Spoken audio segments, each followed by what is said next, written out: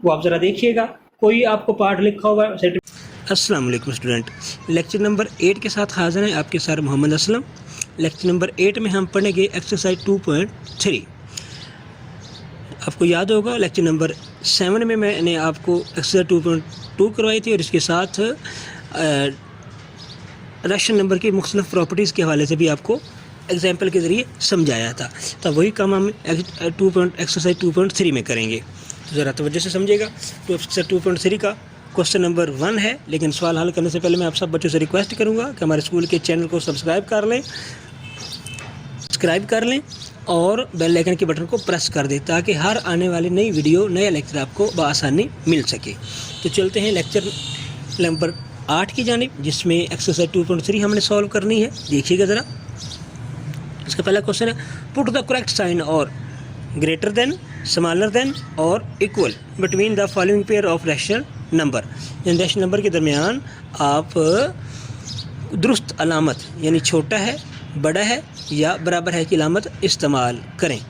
सवाल समझने से पहले एक बात ज़रूर समझिएगा कि अगर एक रकम माइनस की हो और दूसरी रकम प्लस की हो तो फिर जो माइनस वाली रकम होती है वो छोटी होती है, जबकि प्लस वाली रकम क्या होती है, बड़ी होती है। तो बस ये ज़हन में रखिएगा, जो आपको एक रकम प्लस की हो और एक रकम माइनस की हो तो समझ लीजिए जो माइनस वाली वो छोटी और जो प्लस वाली है वो बड़ी। फिर इसमें उलझन में जाने की ज़रूरत ही नहीं है। और अगर हाँ दोनों के साथ माइनस की अलामतें हों या दोनों प्लस की हों, फिर इसको हल करके आप मालूम कर सकते हैं कि कौन सी रकम बड़ी है और कौन सी रकम छोटी है, और इसके के दरमियान साइन आप यूज़ कर सकते हैं।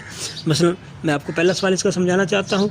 देखिएगा ज़रा, 1/2 15/20 दोनों रकमें प्लस की हैं। तो अब हम ये इस तरह नहीं बता सकते कि कौन सी रकम बड़ी है और कौन सी रकम छोटी है।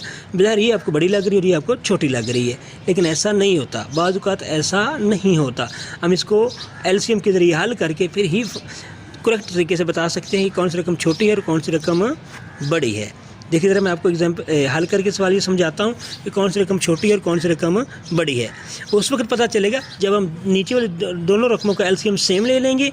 दोनों का एलसीएम सेम लेने के बाद हम ऊपर रकम को डिवाइड करके मल्टीप्लाई करके आंसर लेके आएंगे। फिर पता चलेगा कि जिसके शुमार के अंदर बड़ा होगा वो रकम बड़ी, जिसके शुमार के अंदर छोटा होगा वो रकम छोटी होगी। देखिएगा, 1/2 ओवर 15/20। सबसे पहले हमने इसके एलसीएम लिया, 20 एलसीएम आ गया। 20 को 2 पे डिवाइड किया 10, 10 1 द 10, 20 को 20 पे डिवाइड किया 1, 1 15 द 15। इस तरह ये हमारे पास ये 10 हो गया, ये 15 हो गया। अब इनको अलग अलग कर देंगे, 10/20 15/20। एलसीएम सेम हो गया। ऊपर वाला अब शुमार को निंदा देखना है, नोमिनेटर देखना है। जिसका नोमिनेटर बड़ा होगा वो रकम बड़ी और जिसका छोटा होगा वो छोटी।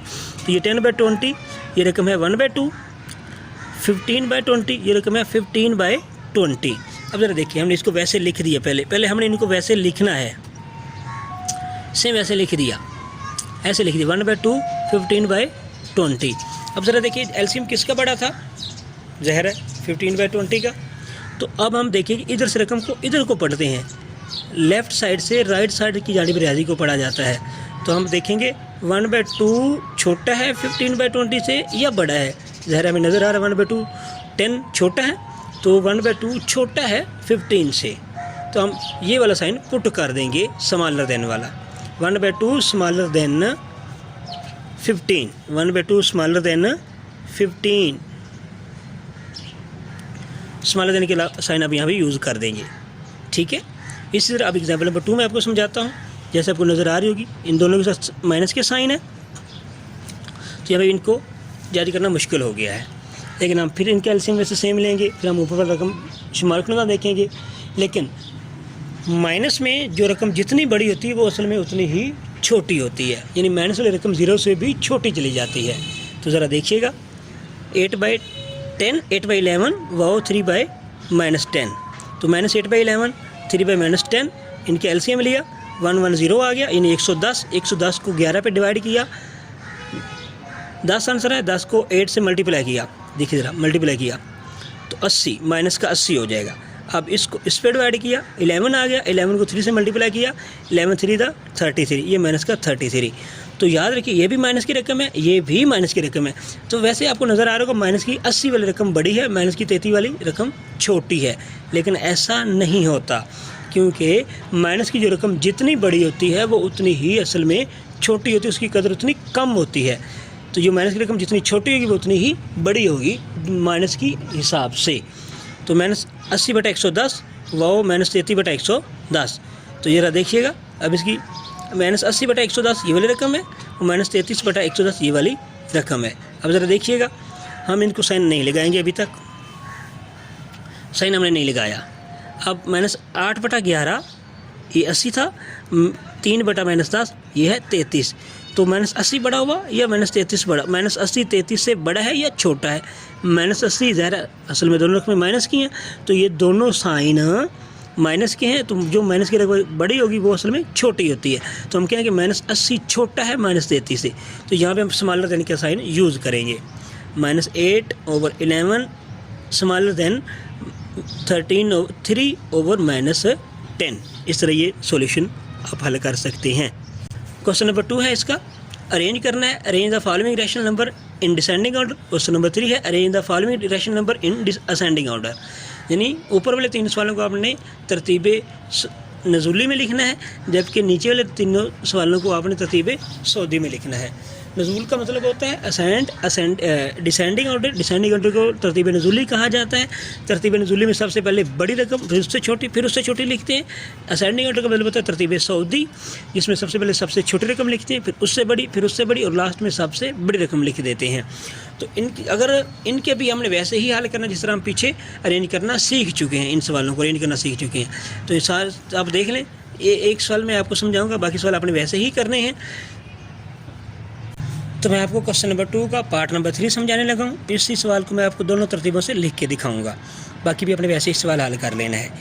इसका क्वेश्चन है, क्वेश्चन नंबर 2 का पार्ट नंबर 3 है 4/7, 1/3 और 5/6। सारे के सारे सवाल प्लस के ही हैं, तो लिहाजा हमें उलझने की ज़रूरत नहीं है, सिर्फ हमने सिंपल इनके एलसीएम सेम करने हैं। तो ज़रा देखिएगा, इनके एलसीएम लिए 7, 3, 6 के एलसीएम 42 आता है। 42 को 7 पे डिवाइड किया, 6, 6 4 द 24। 42 को 3 पे डिवाइड किया, 14, 14 1 द 14। 42 को 6 पे डिवाइड किया, 7, 7 5 द 35। एलसीएम सभी का सेम हो गया है। 24/42, 14/22, 42, 35/42। अब हमने इसको क्या करना है, सबसे पहले हम लोग देखें ज़रा, ये इसका एलसीएम हो गया, ये रकम इसकी होगी, ये इसकी, दोनों की सभी के एलसीएम सेम हो गया। अब अपने तरतीब से देखना है, हमने अगर इसको असेंडिंग ऑर्डर में लिखना है तो हम सबसे पहले छोटी रकम लिखेंगे। अब इसमें देखिए ज़रा, 24 छोटा है, 14 छोटा है या 35 छोटा है? ज़रा 14 छोटा है, तो 14 की रकम कौन सी है? 1/3। तो सबसे 1/3 लिख दिया। फिर से हम उससे बड़ी रकम लिखते हैं, तो 14 से बड़ी रकम कौन सी है? 24। 24 किसकी रकम है? 4/7 की, इस पर हमने 4/7 लिख दिया। इस तरह हम लास्ट में सबसे बड़ी रकम कौन सी हुई? 35। तो 35 की रकम किसकी है? 5/6 की, तो हम 5/6 लिख देंगे। इस तरह सबसे पहले छोटी, फिर उससे बड़ी, फिर उससे बड़ी। अब इसी रकम को आपने डिसेंडिंग ऑर्डर में लिखना है, तो डिसेंडिंग ऑर्डर ऐसी तरतीब देंगे, इसको उल्ट कर देंगे। 5/6 पहले, 4/7 बाद में, 1/3 लास्ट में। यानी सबसे पहले सबसे बड़ी रकम, फिर उससे छोटी, और लास्ट में सबसे छोटी रकम हम लिख देते हैं। तो इस तरह हम इसको तरतीब नज़ूली में भी लिख सकते हैं, बल्कि लिख दिया है।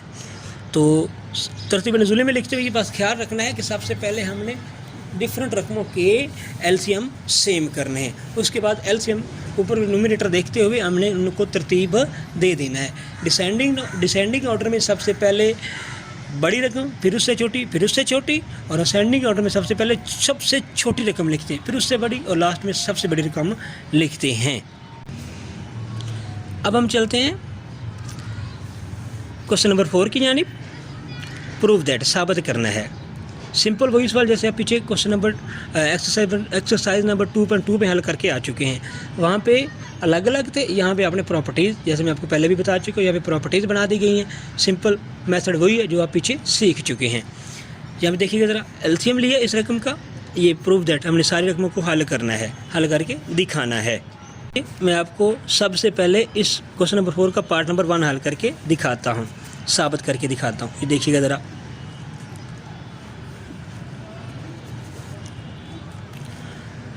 ब्रैकेट -1/2 प्लस ब्रैकेट ख़त्म होगी प्लस 1/3, तो 1/3 पहले और पहले वाली रकम बाद में लिखी गई है। अब इसको प्रूव करते हैं। सेम वही सवाल है, वैसे ही हल करना है। ब्रैकेट ओपन की, माइनस वैसे आ गया -1/2 प्लस 1/3, एलसीएम लिया 6 आ गया, 6 को 2 पे डिवाइड किया 3 आ गया, 3 को 1 से मल्टीप्लाई किया 3 1 3। अब इसको इससे डिवाइड किया 3 को 6 को 3 पे 2 1 2, माइनस का 3 है प्लस का 2 है, तो माइनस का 1 बच जाएगा, -1/6। अब इसकी हम राइट हैंड साइड हल करते हैं। पहले ब्रैकेट ओपन करेंगे, ब्रैकेट ओपन की प्लस माइनस तो 1/2 हो गया और इधर है 1/3। सेम लिया 6 को 3 पे तकसीम किया 2 को 1 से मल्टीप्लाई किया 2 1 2, फिर इसको इससे डिवाइड किया 3 1 3, 2 -3 तो -1 बच गया। बस साबित हुआ कि LHS is equal to RHS। अब क्वेश्चन 4 का पार्ट नंबर 4 हम हल करते हैं। बाकी ये भी पिछले साल से मिलता जुलता, जब भी मैंने आपको समझाया है। 2 और 3 आपको मल्टीप्लिकेशन का है, कटिंग कर देनी, कटिंग करने के बाद ऊपर वाली रकम को ऊपर वाली रकम से, नीचे वाली रकम को नीचे वाली रकम से मल्टीप्लाई कर देना होता है। अब इसके पार्ट नंबर 4 एसोसिएटिव प्रॉपर्टी के वाले से है, तो हम इसका पार्ट नंबर 4 हल करते हैं। देखिएगा ज़रा, 1/-2 प्लस ब्रैकेट शुरू हो रही है 3/5 प्लस 1/4, तो दूसरी जानिब राइट हैंड साइड की जानिब है -1/-2 प्लस 3/5। ये पहली दो रकमें ब्रैकेट में, जबकि लेफ्ट हैंड साइड में आखिर वाली दो रकमें ब्रैकेट में हैं, तो लास्ट में 1/4 बाहर चला गया है। हमसे पहले लेफ्ट हैंड साइड हल करते हैं। देखिएगा ज़रा, 1/2 वैसे ही आ रहा है साथ यहाँ तक। पहले हम ब्रैकेट के अंदर कौन सी रकमें 3/5 प्लस 1/4, इनका एलसीएम लेके हम पहले इनको हल करते हैं।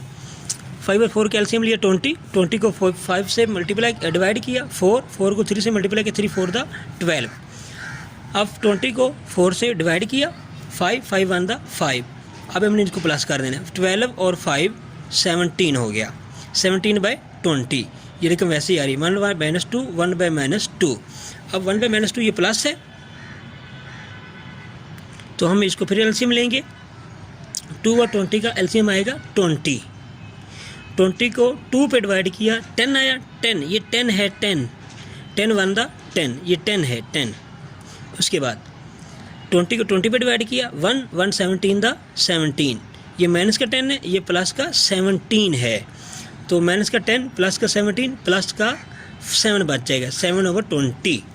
अब राइट हैंड साइड की जानब चलते हैं। पहले हम इन दोनों को हल करेंगे। देखिएगा ज़रा, 1/2 1/-2 प्लस 3/5, दोनों का एलसीएम लिया 5 और 2 का, तो 10 आया। 10 को 2 पे डिवाइड किया 5 1 5, माइनस का 5 हो गया। 10 को 5 पे डिवाइड किया 2 3 6, तो माइनस का 5 प्लस का 6 हो गया। तो अब इनको माइनस करेंगे तो प्लस का 1 बच जाएगा 1/10। अब हमने ये देखो 1/4 वैसे साथ आ रही, अब हमने इनका एलसीएम लेना है। 10 और 4 का एलसीएम लिया 40 को 10 पे डिवाइड किया 4 1 4, इसका एलसीएम इसको इस पे डिवाइड किया 10, 40 को 4 पे डिवाइड किया 10 1 10, 4 प्लस 10 इज इक्वल टू 14/40। अब इसकी कटिंग होती है 7 2 14, 2 2 4 2 0 0 वैसे आ जाएगा, तो 7/20। इधर भी 7/20। बस साबित हुआ कि left hand side is equal to right hand side.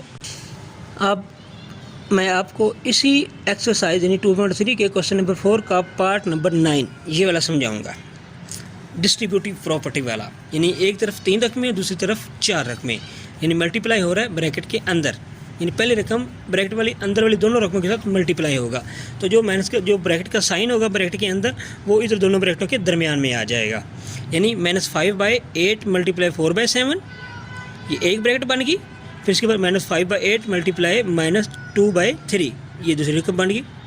उनको हम ऐसे हल कैसे करते हैं मैं आपको समझाता हूँ। देखिएगा ज़रा, सबसे पहले हम लोग लेफ्ट हैंड साइड हल करेंगे, ये ब्रैकेट वाली रकम हल करेंगे। ब्रैकेट वाली रकम हमने हल की, एलसीएम लिया 7 3 21 आ गया, 21 को 7 पे डिवाइड किया 3 4 12, फिर 21 को 3 पे डिवाइड किया 7 2 14, 12 -14, माइनस का 2 बच जाएगा, तो -5/8 वैसी रकम साथ आ रही है, देख लें। अब यहाँ पे -5/8 मल्टीप्लाई, ये जो हमने ब्रैकेट वाली रकम हल की थी ये वैसे आ गई, -2/21। अब देखिए इनकी कटिंग हो रही है, बिल्कुल हो रही है। 2 1 द 2, 2 4 द 8, ये वाली 8। अब कटिंग नहीं होती तो ऊपर वाली रकम को ऊपर वाली रकम से मल्टीप्लाई कर दिया, माइनस माइनस प्लस, 5 1 द 5।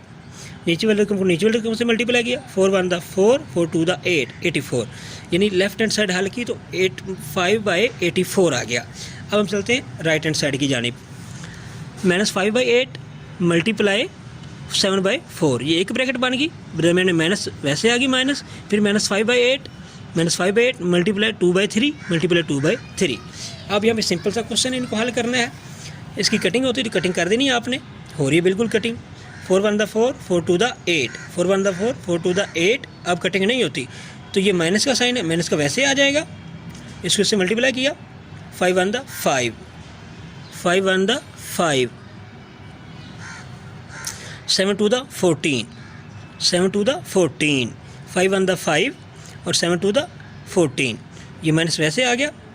अब इसको हल करेंगे, ये माइनस माइनस प्लस हो जाएगा, कटिंग कर रहे हैं, 2 1 द 2, 2 4 द 8, इसको इससे मल्टीप्लाई किया, माइनस माइनस प्लस हो गया, 5 1 द 5, 4 3 द 12। अब हम क्या करेंगे, ये माइनस की रकम बन गई, -5/14, ये प्लस की है, प्लस 5/12।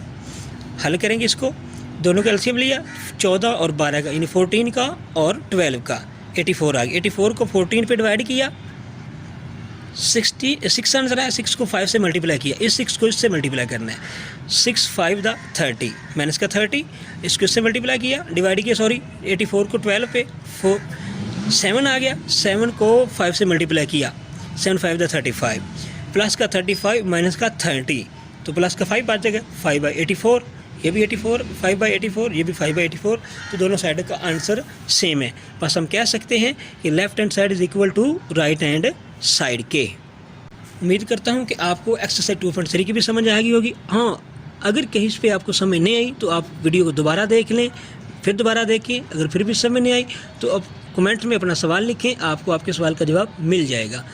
तो नेक्स्ट लेक्चर तक के लिए अल्लाह हाफिज़। लेकिन जाने से पहले आपसे फिर रिक्वेस्ट करता हूं कि हमारे स्कूल के चैनल को ज़रूर सब्सक्राइब कर लें और बेल आइकन के बटन को प्रेस कर दें।